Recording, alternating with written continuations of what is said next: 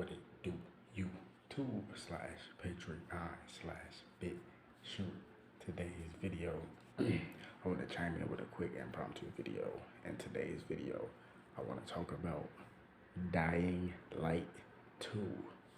Yes, Dying Light 2. So, Dying Light just came out.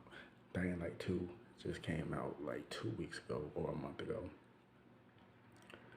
And I just seen the trailer like earlier this morning, but I just did more research on it. And I think it came out, about like a month ago, something like that.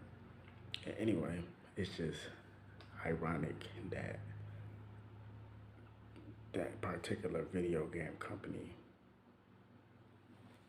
I forgot their name, I would have to look them up, but the creators of Dying Light 2, they already know something, you know what I mean? Like a lot of creators of these shows, they have a prophetic gift to a certain extent, but a lot of them be occultists or in secret societies, and they share this information with these people. But then again, this is real life, so it's different possibilities. Not everybody is the same, and not everybody has the same background, you see what I'm saying? So a lot of these people could be actually prophetic, and they make this stuff. It's just like basically like they telling the story. It depends on the person who's seeing this information. But from my perspective of what I'm seeing in the trailer of Dying Light 2, it's basically like they showing you, like I just said this like a week ago, a couple days ago, a week ago, when I said all these zombie games, all these zombie movies, all this shit was giving us warnings and messages of what's to come. All these 2012 movies and apocalyptic shit, Fallout, shout out Bethesda, all this shit was just giving us warning of what's to come or what's already here. See what I'm saying? And then Dying Light 2 just put the icing on the cake, because if you watch the trailer and really listen and see what they're showing you, it basically saying the end of the world is peaceful.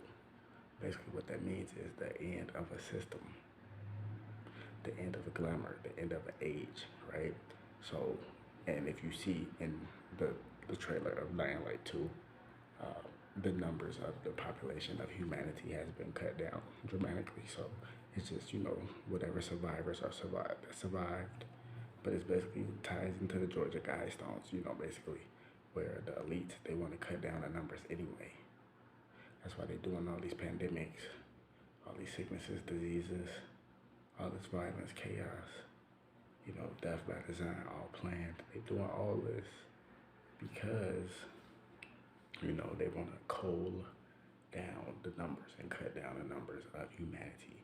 So it all coincides with what I'm saying. And then they giving you a warning of what's to come or what's already here, allegedly, that the zombie apocalypse is on its way.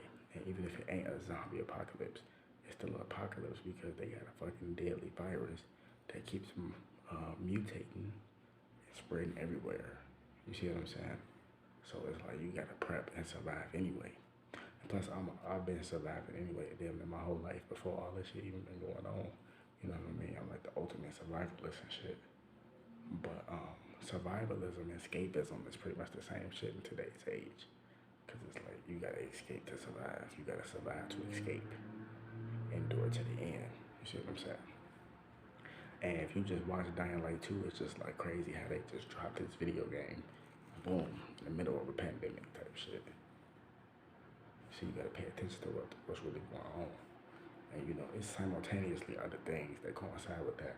But I'm just giving this particular message.